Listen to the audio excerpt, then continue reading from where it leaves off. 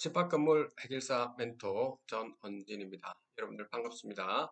자, 오늘도 여러분들하고 같이 판례 공부를 좀 해보도록 합시다. 판례 공부가 되겠습니다. 2021년 8월 1일자 보도록 하겠습니다. 우리 부동산과 관련된 것만 제가 진행하도록 하겠습니다. 자, 여기 보시면 사회행위 취소 소송이라고 하는 부분이 있습니다. 신탁계약상 신탁부동산을 처분하는데 수익권자의 동의를 받도록 정해진 경우에 위탁자의 신탁부동산에 관한 소유권 이전 등기 청구권을 위탁자의 적극 재산에 포함시킬 수 있는지 여부 이렇게 했습니다. 그렇지는 않다라고 지금 되어져 있죠. 뭐냐면 시행사가 여러분들 여기에 위탁자가 되겠습니다. 그 신탁사 이렇게 있고 수익권자가 이렇게 있는 거죠. 자, 이 부분은 지금 뭔지에 대해서 한번 뒤에 읽어보고 나서 이야기할게요. 자, 위탁자가 담보 신탁된 부동산을 당초에 예정된 신탁 계약에 종료 사유가 발생하기 전에 우선 수익자 및 수탁자의 동의를 받아서 제3자에게 처분하였으나 처분 당시에 위탁자가 가지고 있는 담보 신탁 계약상의 수익권이 적극 재산으로서의 가치가 없는 경우에는 위탁자가 위와 같은 신탁 계약을 종료하고 부동산을 환수하여 제3자 앞으로 소유권 이전 등기를 넘겨주는 것이 사회행위에 해당하는지 여부인데 이게 소극이다 이렇게 났습니다. 이는 위탁자가 건축물의 분양에 관한 법률에 따른 분양관리 신탁을 해둔 경우에도 마찬가지 여부가 된다 이 말입니다. 자, 한번 볼게요. 자, 어떤 이야기냐 하는 부분입니다. 위탁자, 자, 다시 말해서 시행사가 부동산에 관해서 신탁을 한 경우에 신탁 부동산에 대하여 위탁자가 가지고 있는 신탁 계약자의 수익권은 위탁자의 일반 채권자들에게 공동담보로 제공되는 책임재산에 해당되죠. 그렇죠. 이게 수익권자는 뭐 은행도 있고 여러분들 돈을 빌려준 것도 있고 어느 경우에는 시공사도 있죠. 왜냐면 시공을 하고 돈을 못 받은 경우가 있으니까요. 자, 사회행위 취소소송에서 채무자의 무자력 여부를 판단하기 위하여 적법 재산을 산정함에 있어서는 실질적으로 재산적 가치가 없어서 채권의 공동담보로서의 역할을 할 수 없는 재산은 특별한 사정이 없는 한 이를 제외하여야 하고 그 재산이 채권인 경우에는 그것이 용이하게 변제받을 수 있는 확실성이 있다는 것이 합리적으로 긍정되는 경우에 하나여 적극 재산에 포함시켜야 한다라고 하는 겁니다. 자, 신탁이 존속하는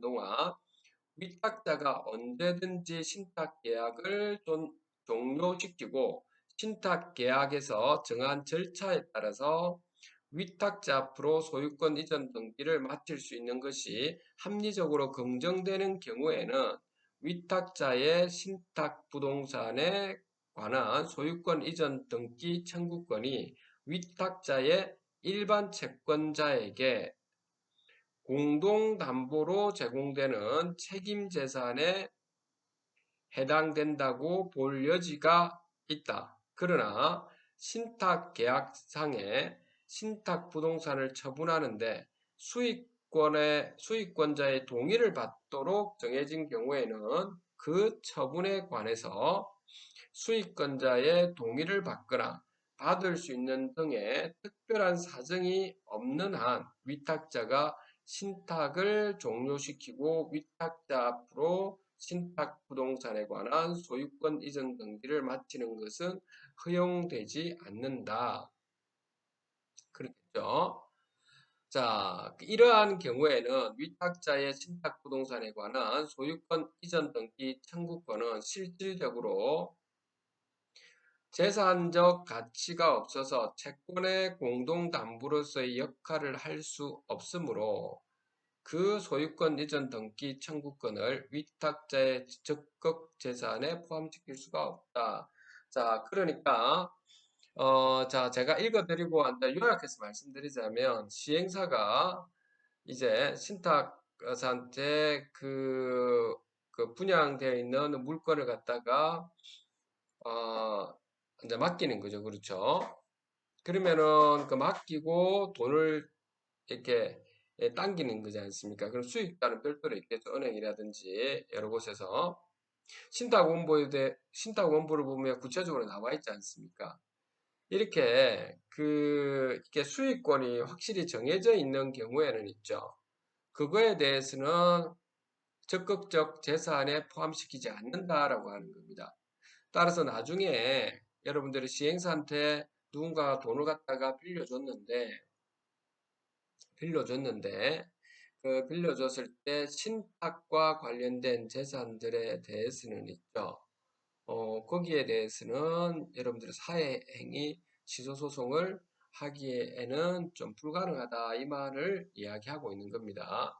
두 번째, 위탁자가 담보신탁된 부동산을 당초 예정된 신탁계약의 종료 사유가 발생하기 전에 우선 수익자 및 수탁자의 동의를 받아서 제3자에게 처분하는 등으로 담보신탁계약상의 수익권을 소멸하게 하고 그로서 위탁자의 소극 재산이 적극 재산을 초과하게 되거나 채무 초과가 더 빠지게 되었다면 이러한 위탁자의 처분 행위는 위탁자의 일반 채권자들을 해하는 행위로서 사회행위에 해당한다. 그렇죠? 자, 이거는 이제 시행사가 이게 어떤 물건을 갖다가 그 수익권자한테 있죠. 어, 수익권자한테 이제 동의를 받아가지고 또 다른 제3자에게 처분했다는 겁니다. 자, 그래서 이제 수익권을 소멸했다는 거죠. 근데 이 재산이 적극 재산을 초과되거나 채무 초과 상태가 더 나빠지게 되었다면 이 말은 뭐냐면 이제 팔았는데 이 금액을 굉장히 작게 해가지고 팔았다는 거죠. 예를 들어서 10억짜리를 갖다가 한 4억 정도로 해가지고 팔았다는 거죠. 그렇게 해서 음, 재산이 있죠. 채무 상태가 더 나빠지게 된다면 이거는 이러한 그 처분 행위 자체는 위탁자의 일반 채권자들을 해하는 사회 행위에 해당한다라고 하는 겁니다. 이런 부분에 한해서는 그러니까 이런 부분도 참고는 좀 해주세요. 다만 처분 당시 위탁자가 가지고 있는 담보신탁계약의 수익권이 적극 재산으로서의 가치가 없다면은 위탁자가 위와 같은 신탁되어 있는 부동산을 매각하면서 신탁계약을 종료하고 부동산을 환수하여 제3자 앞으로 소유권 이전 등기를 넘겨주어도 이는 사회행위에 해당되지 않는다. 이 부분은 뭐냐면 올해 여러분들 시행사가 이 건물을 쭉 분양을 막 하지 않습니까? 많이 하고 한 10년 넘었다.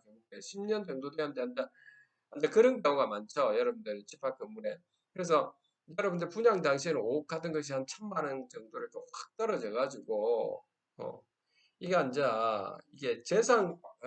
그 재산권으로서의 이게 가치가 너무 많이 떨어졌다는 겁니다. 이렇게 적극 재산으로서의 가치가 없다는 겁니다. 그러면 위탁자가 위와 같이 신탁되어 있는 부동산을 매각해서 신탁 계약을 종료하고 부동산을 환수해서 제3자 앞으로 소유권 이전 등기를 넘겨주는 부분에 대해서는 큰 문제가 없다라고 하는 겁니다. 무슨 이야기인 줄 알겠죠? 아까 여기 처음에 가고 두 번째 거 차이점은 뭐냐면 어떤 물건이 있는데 그 물건이 10억짜리인데 지금 그거를 이상하게 어디 가더라도 한 10억 정도 내외로 받을 수가 있는데 그걸 한 2억이나 3억에 팔아버린다는 거는 그거는 사회 이해되는데 그 물건이 원래 10억짜리였는데 지금은 물건이 한 1,000만 원밖에 안 된다. 그 1,000만 원밖에 안 되는 거를 가지고 이게 팔았다는 겁니다. 1,000만 원이나 이런 식으로 그런 거에 대해서는 별 문제가 없다라고 하는 겁니다. 여기 좀 잘 보시면 되겠습니다. 그 다음에 신탁재산에 대한 후순위 수익권의 가치는 장차 신탁이 종료되었을 때 예상되는 신탁재산 가액에서 소요 비용과 신탁 보수 등을 공제하고 거기에서 다시 우선 수익자들에 대한 채무를 공제한 후에 남은 금액을 사회행위 당시의 현가로 할인하는 방식을 평가해야 하고 자, 단순히 사회행위 당시의 신탁재산의 시가를 기초로 그 가치를 평가하면 안 된다 이 말이죠. 그래서 결국에 신탁재산에 대해서는 사회행위 취소소송을 할 수 없다는 겁니다. 그러니까 여러분들이 그 돈을 빌려줄 때, 있죠.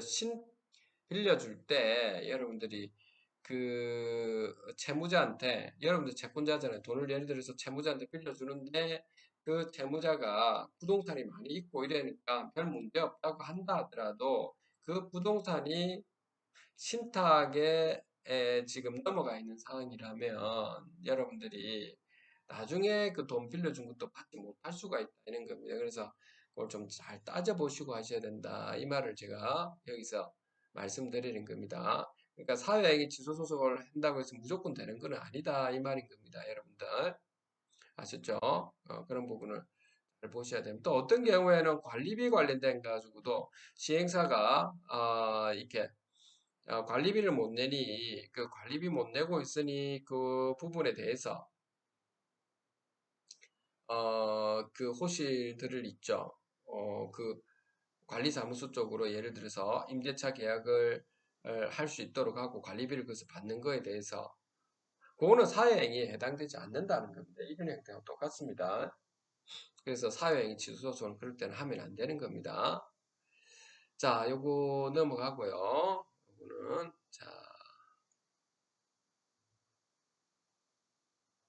그 다음에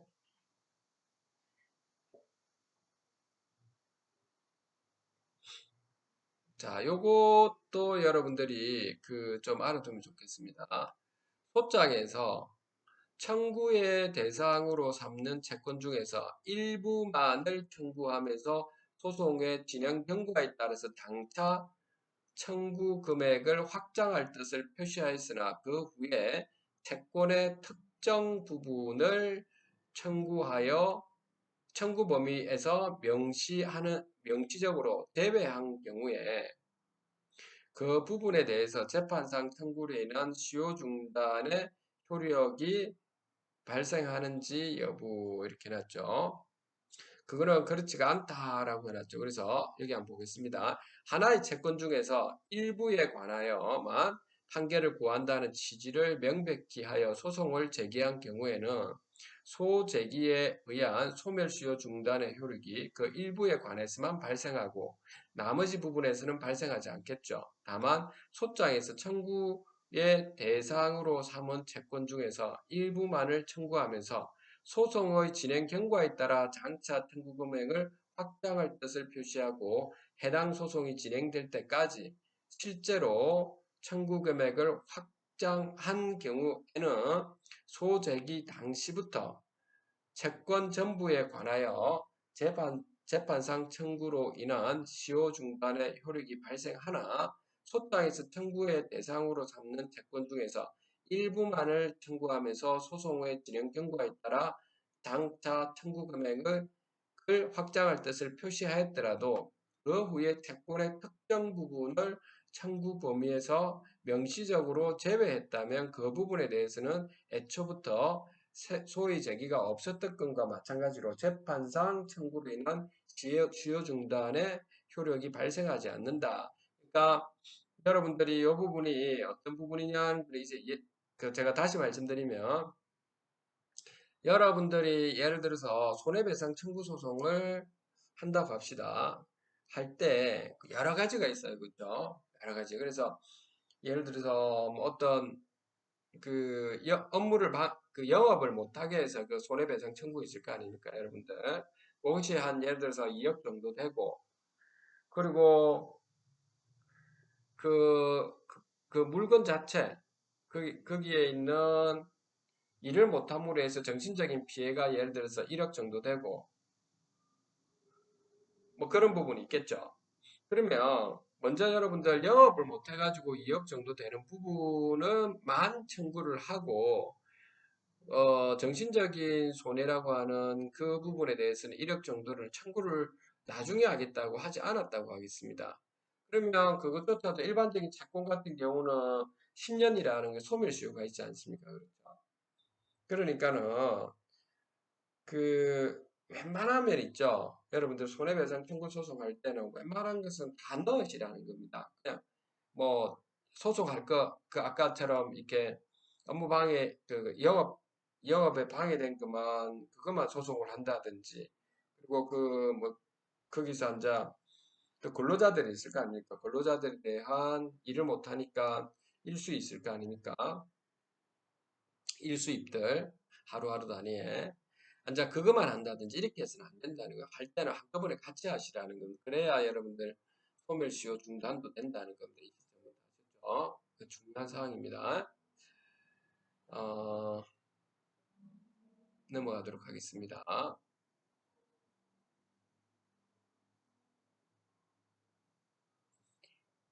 자, 필요한 부분만 제가 하도록 하겠습니다. 여기서는 또 어, 이 부분요. 공동주택관리법 위반 요것도 좀 알아두셔야 됩니다. 건축법령이 정한 정축행위가 공동주택관리법 제35조 제1항 제2호의 허가 대상에 포함되는지 여부. 허가 대상에 포함됩니다. 정축행위는 허가 대상입니다. 피고인이 관할 관청의 허가를 받지 않고 공동주택의 외부 공간에 2층과 지상을 연결하는 길이와 높이가 각 1m를 초과하고 면적이 약 3m 제곱인 경랑 철골조 5개 계단을 설치하여 무단으로 공동주택을 증축하였다는 공소사실로 기소된 사안에서 5개 계단 설치 행위로 건축 면적 등이 늘어났다면 건축법 시행령 제2조 2호의 정축 행위로서 공동주택관리법 제35조 제1항 제2호에 따라서 관할 관청의 허가 대상이 될 수 있다고 한 사례. 그러니까 여러분들이 이런 부분 있죠. 웬만하면 여러분들이 집합 건물도 그렇고 공동주택도 그렇고요. 증축을 한다든지 여러분들 무단훼손해서 전용으로 사용한다든지 이런 걸 함부로 하면 안 된다고 늘상 말씀드렸고 이런 부분에 대해서도 어쩔 수 없이 증축을 한다면 집회를 해야 되고 그리고 그 별개로 또 집회에서 성립이 되었다 하더라도 건축사와 상의를 하셔가지고 건축법에 위반되지 아니하도록 설계해서 변경을 해서 공사를 해야 되는 겁니다. 관리단과 관련된 또는 공동주택관리법과 관련된 부분대로 여러분들이 문제 생길 수 있고 건축법과 관련된 것도 또 문제 생길 수 있다는 겁니다. 별개로. 그러니까 여러분들이 이런 부분은 꼭 아셔가지고 가셔야 됩니다. 자, 그래서 일단 여러분들 판례 공부 8월 1일자는 요 정도 여러분들한테 말씀을 드리고 조금 뒤에 7월 15일자 한 번 더 하고 또 마치도록 하겠습니다. 감사합니다.